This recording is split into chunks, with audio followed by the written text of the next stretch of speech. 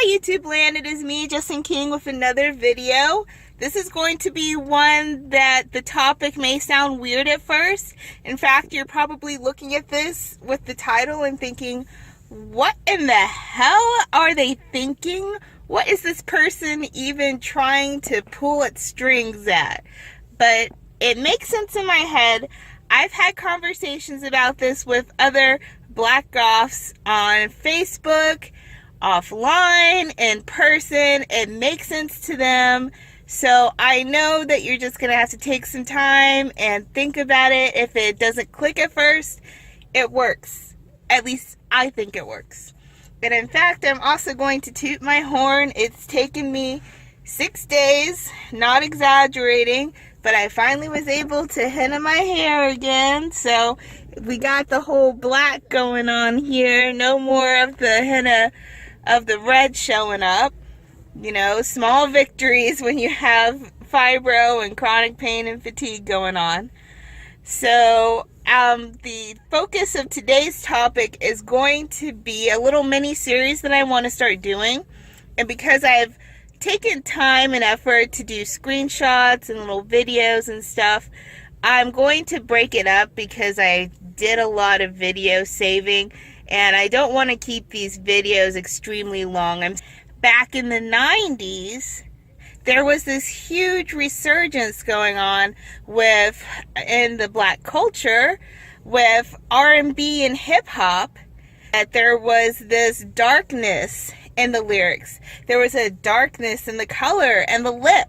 And while they never said that it was gothic, or they never said that it was dark or macabre or, you know, creepy inclined, looking back, having the words, having the diction and the community that we have now that we didn't back then, pre-internet days, it's easy to see that the whole R&B surgence had a period where it was heavily goth based. And for a lot of us black people that were growing up in places that didn't educate us, we didn't know a lot about music and our history and our roots and our culture.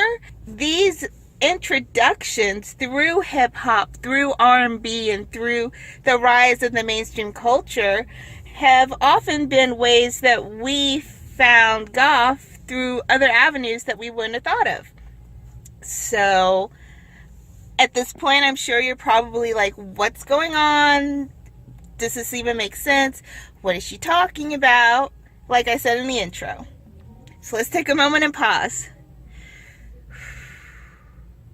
I'm going to continue to try and up my little tech game and do just a little bit of screenshots with this, because this is going to be like the intro segment of it. I'm going to eventually just show some of the music videos, talk a little bit about what it meant to me as a preteen or a young kid growing up, and also highlighting parts of it that they didn't have the vernacular or associate or labeled it with goth at the time. But now that we have all that and people are putting out looks and everything's more universal and community wise, it's so easy to see.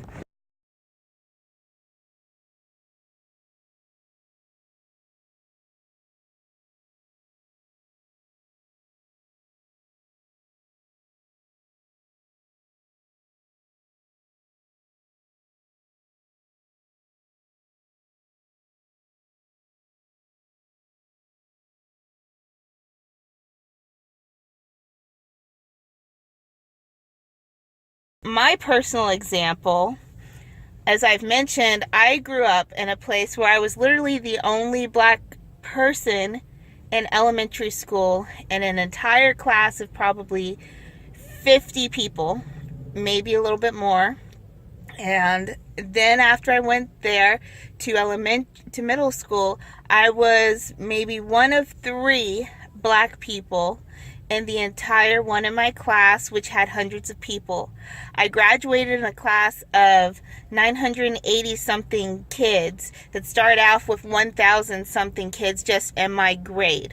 And there were 4 years of people there, so it was a very huge school. And out of that, I was 1 in 30 black people. outside of black people, there was very little Asian people, very little Hispanic people, and if they were usually white passing.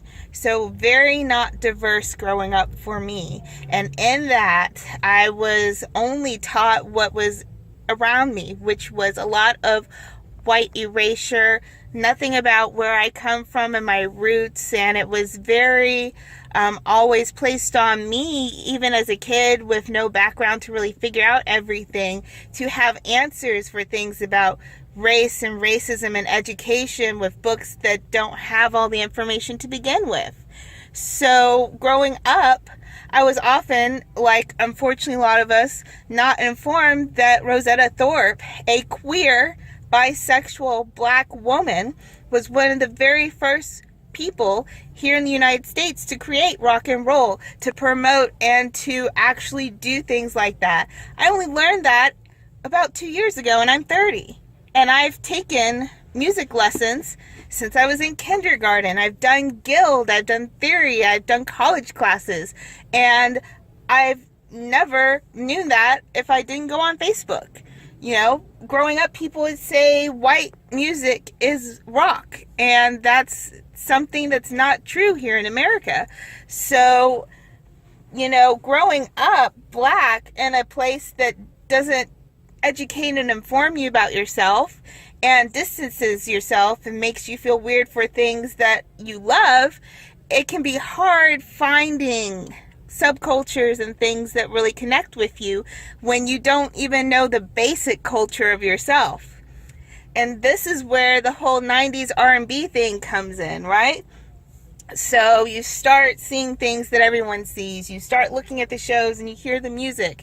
And all of a sudden you start seeing this person like Missy Misdemeanor Elliott on TV with black lipstick on, talking about she's a bitch in a positive manner and how she is going to just claw at the world to get what she wants. You have people like Busta Rhymes, creepy music in the background that sounds like catacombs, and Little Kim and this whole black, blonde-haired, like, gothic thing, right? And all of this is not catered as rock or hip-hop or rock or alternative or anything. It's just considered black music, quote unquote. But then when we look backwards, it's totally gothic and dark, and it's all representations of black people in gothic themes. And so that's something I want to invite us to look into more. And I'm going to be doing showcases of the videos that inspired me maybe, to say, hey, I don't know what this goth thing is called. No one's told me that. I'm just being made fun of to try and listen to rock in the first place. But this is something that catches my eye. This is something that I want to learn more about, and something that speaks to me that I want to delve into more. And so this is what this whole series is about. Does that make sense? I hope it does. Does that speak to you? Did you kind of catch on to that back then or now, about how with the rising of R&B that there was in hip hop, there was actually also a rising of goth and dark themes in that, which is a whole way that brought a generation of people of color into the community per se. Maybe they started there, and then they started finding things that when they did the crossovers with a little bit more rock, that led them to gothic rock music, or the fashion that got them in there. And it's a unique thing that's not really talked about in the culture, because they usually think of those two genres as completely separate. So I thought this would be an interesting video to kind of discuss about, share, and do a little series of, such as I have series of showcasing music and anime and other things. So let me know what you think. I hope you enjoy, and I'll see you next time. Bye, YouTube land.